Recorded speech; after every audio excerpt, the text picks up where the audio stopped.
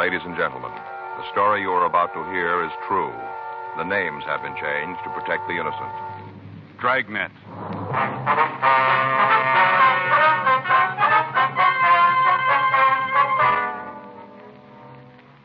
You're a detective sergeant. You're assigned a robbery detail. A special officer has been shot during a routine patrol. His assailants have escaped into the city. There's no lead to their whereabouts. Your job, find them.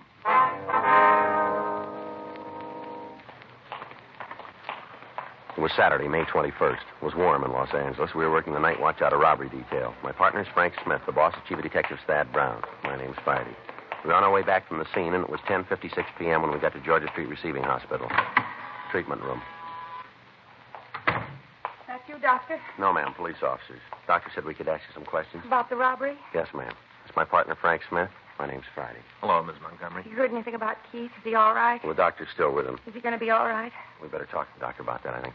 He tried to stop the men from robbing us. Tried to throw them out of the store. Yes, ma'am. Now, can you tell us what happened? Well, I guess so, if the doctor said I could.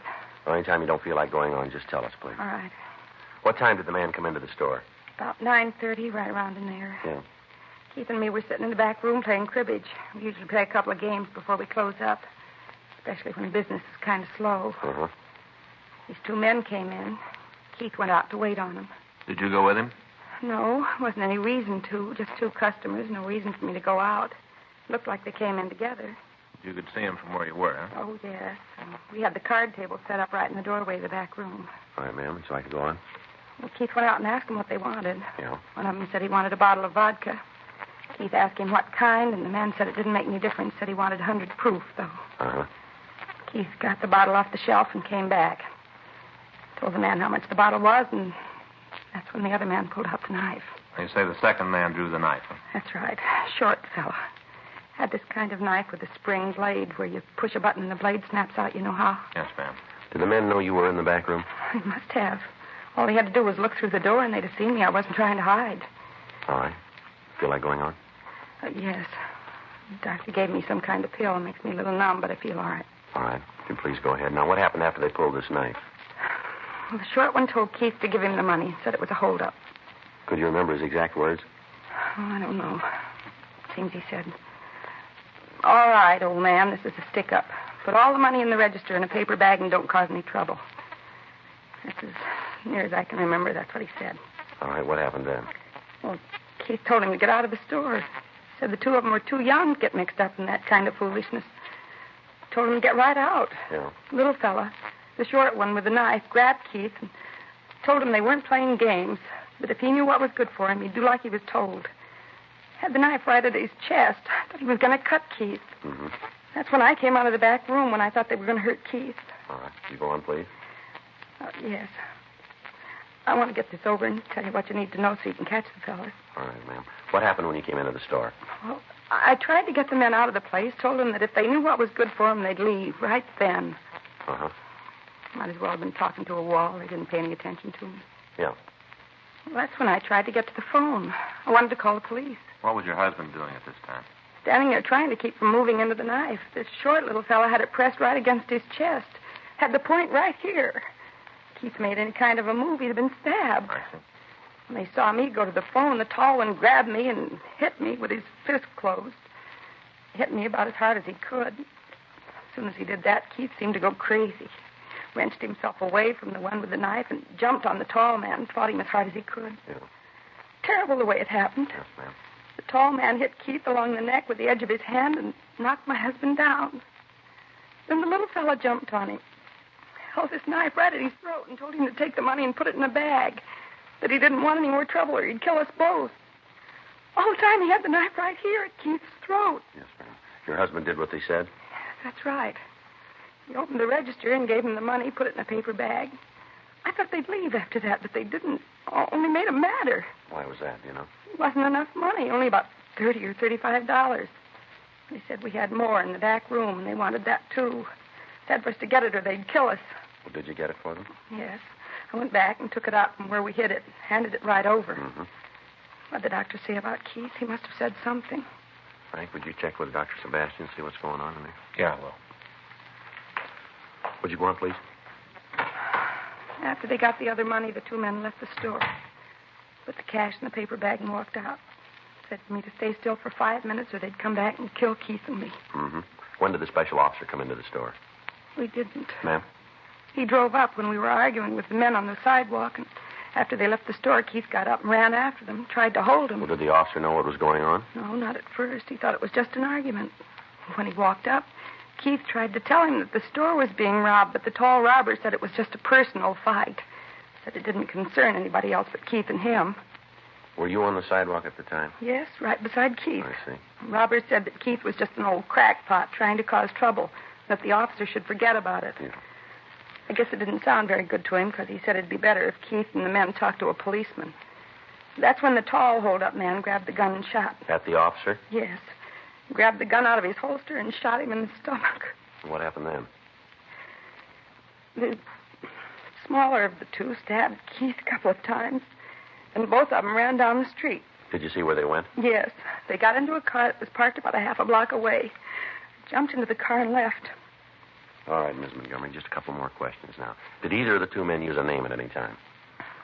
What do you mean? Well, when they were talking to each other, did they use a name of any kind? Do you remember? Yes. When they shot the officer, the big one, he did the shooting. He said, "Come on, Hank. Let's get out of here." Like that, he said it. I see. Now, was there anything outstanding about the two men that you can remember? Anything that would make them easier for us to identify? Oh, I can't think of anything right off. Just that one was tall and the other one was short. That's all I can think of. About how tall, do you remember? The big one? Yes, ma'am. Oh, over 6 feet. I'd say he was about 6'3", maybe even more. Mm-hmm. Did he have any special marks or scars that you can recall? No, nothing like that. Now, how about the short one? Anything to make it easier for us to identify him? Just his fingernails. How do you mean? They looked like he'd never cleaned them. Real long and dirty. I remember that. Was there anything else? No. Did either of them speak with any kind of an accent, would you remember? No. Sounded just like anybody else. Nothing special about him. I see. Joe? Yeah, Frank? See you a minute. Did you find out about Keith? Did you talk to the doctor? We'll be right in to see you, Miss Is Montgomery. Keith going to be all right? Why don't you tell me what's happened? Try to take it easy, ma'am. The doctor will be right in. All right, but tell him to hurry, please, please. Yes, we'll do that. Did you call county? Yeah, they're operating on Holman. How's he doing? Well, as soon as they get the bullet out, he should make it. Wound's not serious. What about Keith Montgomery? He just died. Knife wound.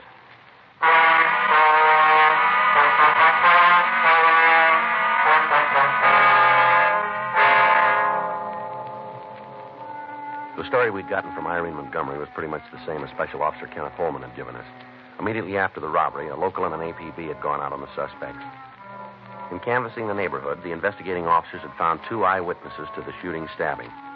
A man and a woman had been parked in an automobile directly across the street from the Montgomery store. They had been able to give us a description of the car that the suspects had driven away from the scene, along with the last three numbers on the license plate.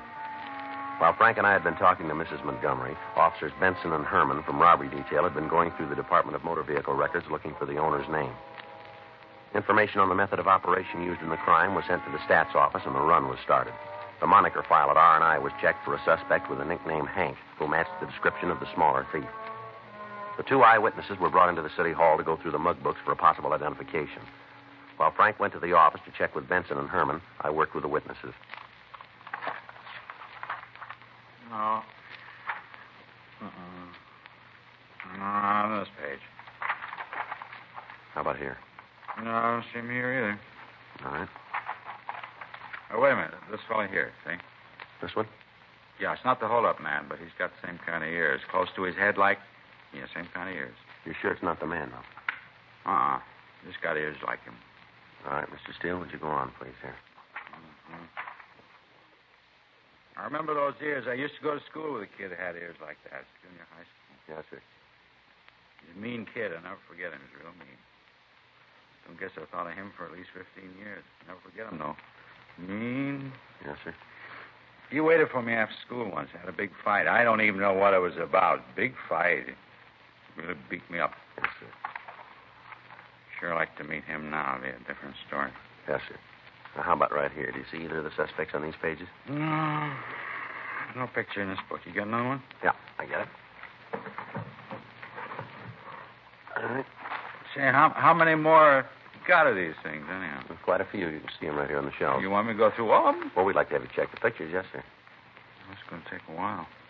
You and your wife are the only two people who can give us an identification. Well, how about the woman who was held up? What's her name, Mrs. Holman? No, Montgomery. Holman was the officer who was shot. Yeah. What about Mrs. Montgomery? Can't she tell you about the robbers? She's under the care of her doctor. Her husband died, you know. What, from being stabbed? Yes, sir, that's right. That's too bad. We didn't know what it was all about, you know. Yes, sir. Me and Harry were just sitting there. All of a sudden, there's this fight and a shot. We didn't know what the frakes was. Yes, sir. Now, what if we can go on with the books here? Oh, yeah. Now, how about right here? No, not here. All right. Say, he's mean. What'd he do? Robbery. Yeah, you can tell. Look at the face. You can always tell. Yes, sir. No, I don't see him here. Perry. Sir? Perry Nicholson. That's the guy's name. One with the close ears. I remember it now. Haven't thought of him. 15 years. Perry Nicholson. Bully. Yes, sir. Sure like to meet old Perry now. It'd be a different story if he wanted to fight now. Oh, different story. Yes, sir. Joe. Yeah. A hold-up car. Yeah. I just found it abandoned.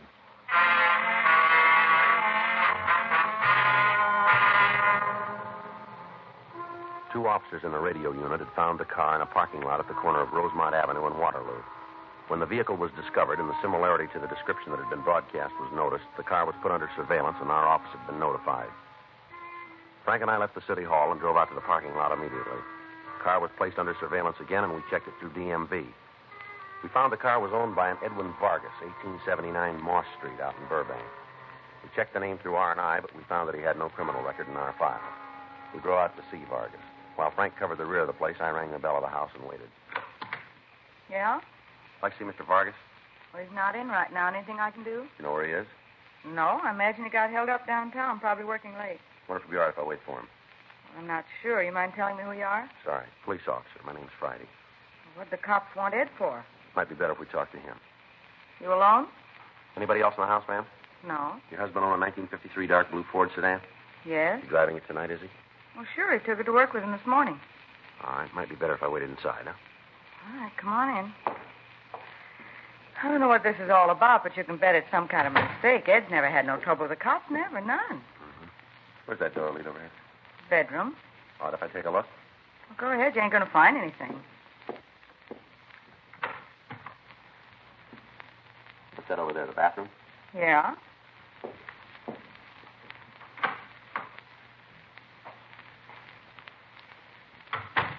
All right, just a one bedroom. No need for any more. Me and Ed don't have any children. Kitchen this way. Yeah. Say, if you're looking for something, maybe if you'll tell me what it is, I can help you. You just want to check the house, ma'am. Is this all there is to the house? I told you we don't need any more room. Let me see. Just unlocking your back door, ma'am. My partner's out there. All right, Frank. See you here? No.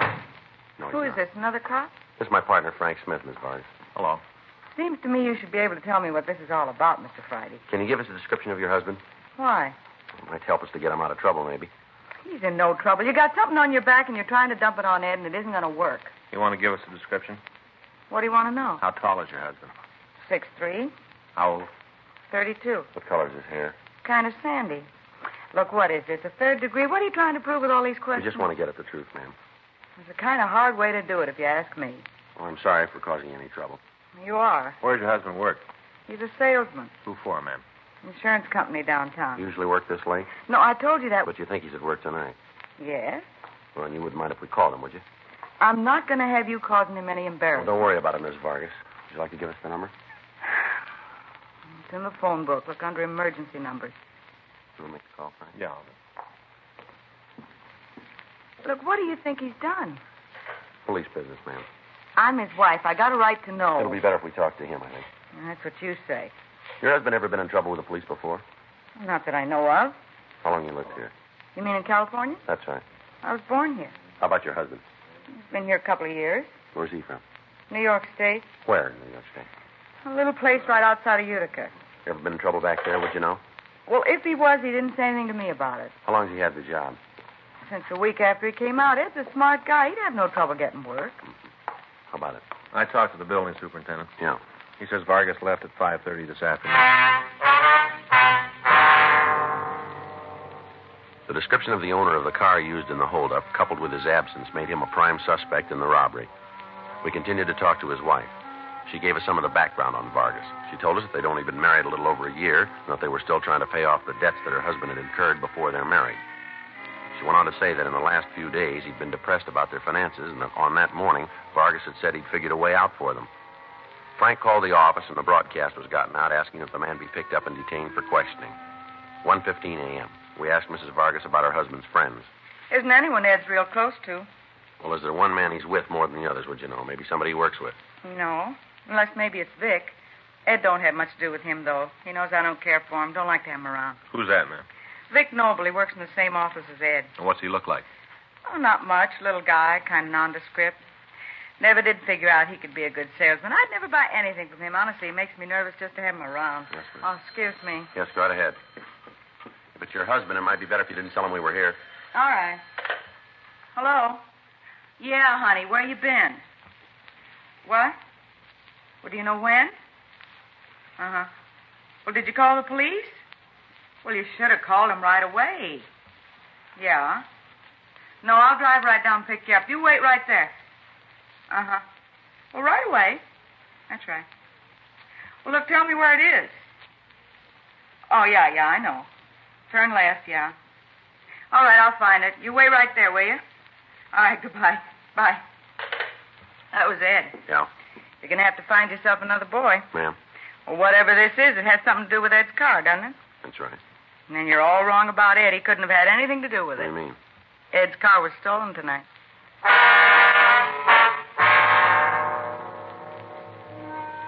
We got the address of the bar where Ed Vargas had called from. Frank and I drove down and talked to him. He told us that he'd left work and stopped in the bar for a couple of drinks before he went home. However, when he left the place, he'd found that his car was gone. He returned to the bar and spent the next several hours trying to figure out what to do. We talked to the bartender, and he verified Vargas' statement that he'd been in the place all evening. He was released from custody and allowed to return home. Frank and I continued to talk to the bartender. Got to get ready to close up pretty quick. Just a couple more questions. Will you mind if I clean up the back bar while we talk? No, sir. Go right ahead. Thanks. Well, what do you want to know? You told us that Vargas came in about 6:15. Is that right? Near as I can remember, yeah. Give or take a couple of minutes on either side. But he was here before 7. For sure. You meet anybody here? How far is this going to go? What do you mean? Is his wife going to find out if I tell you? Not from us. Well, Ed and the missus haven't been getting along so good lately. You know, been beefing a lot. Yeah. Ed's a funny guy. He don't like no trouble at home. As soon as Sarah started giving him problems, he found another girl, kid that works in his office. They usually drop in here for a couple of drinks before he goes home. Yeah. Nothing serious going on with them. Just they like to sit and talk. Ed's all the time telling her how this wife doesn't understand him. Old line, but I think he means it. He was in here with a girl tonight, was he? Yeah, just like all week. Every night they come in about 5:15, sit in the back booth, have a couple of martinis, and then they leave. I think maybe Ed drops her off on the way home. She don't have a car. Yeah. Tonight they had more than just a couple of drinks. I think maybe there was something wrong, you know, a little problem. What about? Look, people come in here to relax. They all got something on their minds. I make it a practice not to eavesdrop or interfere. What was their problem, do you know? Sarah won't hear it? No, we told you before. Yeah. Well, wouldn't want her to come around here causing no beef. She's jealous, you know, real jealous. Is that so? Oh, yeah. Anyway, Ed must have told the girl that he was thinking of leaving his wife, because tonight she told him to do something about her, or she was walking out. Had a little kind of tiff, and then she left. After that, he went out to get the car and found it had been stolen. Where'd he leave it, do you know? A lot behind the building. Did he leave the keys in the car? I don't know. You saw him when he left, carrying a big load. He don't remember. Probably did, though. You have anybody else in here tonight that looked like Vargas? What do you mean? Well, as tall as he was, maybe? A lot of tall people come in here. Yes, we understand. But were there any tonight? A couple, yeah. Any of them come in with a short fella, about 5, 6, or 7. Yeah. What time did they come in? Oh, about a little after 7. When'd they leave? Well, I don't know. Maybe 7:30, 7:45. I'm not sure. There's one of the tables back there. I served them a couple of times. Didn't take much notice when they left. They paid for the drinks when I brought them. Left a $50 tip. Took off. They come in here regular, do they? Yeah, a couple times a week, maybe more. They usually together? Oh, never seen him any other way except once. I'd rather not remember that time. What do you mean? Came in here early, spent the whole night here boozing, got pretty plastered. I had to take Nick home. He couldn't make it alone. Which one is Nick? The short one, little guy. What's he do for a living? Nothing I ever heard of. Well, how's he live? Any way he can. Always seems to have dough. I think maybe some kind of gambler, something like that. Always loaded. The way he looks, though, you'd think he was some kind of mechanic, but he's not. Is that right? Sure, he dresses nice. Always got a good suit on, but he doesn't know how to carry it off. What do you mean? His fingernails. I don't think he ever cleans them.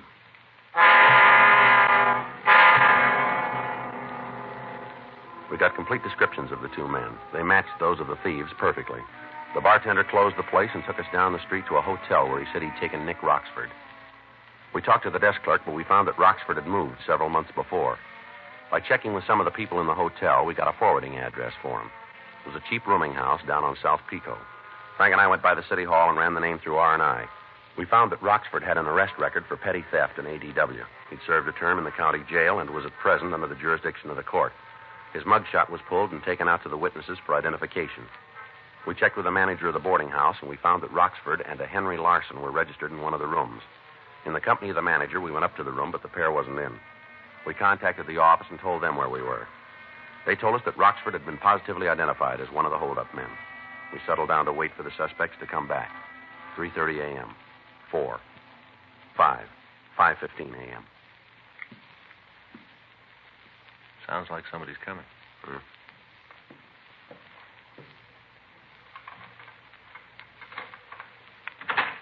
there wasn't no other way. You was there, didn't see you doing nothing to stop it. You shot the cop. I still think so. All right, hold it right there. What are you doing here? Police officers, you're under arrest.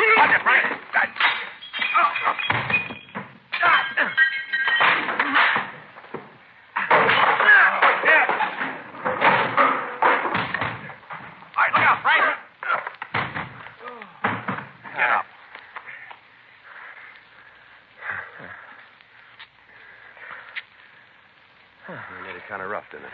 Yeah, they did. All right, come on. Get up. Come on. Get on your feet. Now, let's take them downtown. Yeah. I better check the cuffs. Don't want them too tight. No, you might hurt them, huh?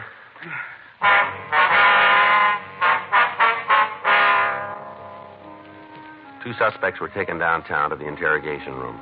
Henry Larson was handcuffed to the chair in robbery while Frank and I talked to Nick Roxford. It's a bad beef. I know it. You guys are going to find out. Why don't you tell us about it? Ain't going to tie no robbery rap to me.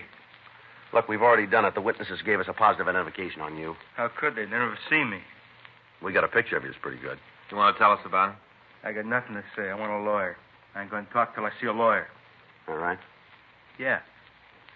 Did you know the old man died? I don't know nothing about no old man. His wife says you're the one who stabbed him. She's crazy. She's willing to take it to court. It'll never stick. We think it will. We think we can make you for first degree. What about Hank? Who, Larson? Yeah, what happens to him? Same charge. You know it yet? Well, you're the first one to hear. What if I give you a hand? How do you mean that? Well, suppose I tell you it was Hank's idea, the whole thing. Go any better with me? You know we don't decide that. Well, it seems like if I helped you, it'd be better with me. All right, you want to tell us about it? I'll make you a deal. No deals. Look, just promise me you won't tell Hank if I give you the real story, huh?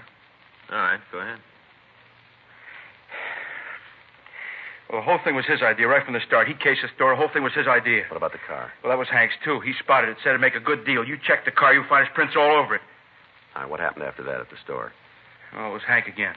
I didn't want no part of it. Hank made me. Said if I backed out, he'd get me. He's a big man. He gets mean when he's crossed. I wasn't about to give him no trouble. Go ahead. Well, we got to the place, and he made me go in. He made me take a piece of the action. Now, wait a minute. Let's back up here and get this straight. You trying to tell me all the time you wanted no part of it? No. No, you got to believe it. Well, the way we got it, you were having a time with a knife. Well, I got scared, that's all. I got scared. I didn't know what I was doing. Sure you did. Look, you got to believe me. I'm telling the truth. It was all Hank's idea, the whole thing. I want no part of it. Never did. All right, just keep your voice down, will you? I told you. Now, you know about the whole thing. You won't tell Hank, will you? What difference does it make? If he finds out I told you, he'll kill me. Remember I asked you before? Huh? What difference does it make?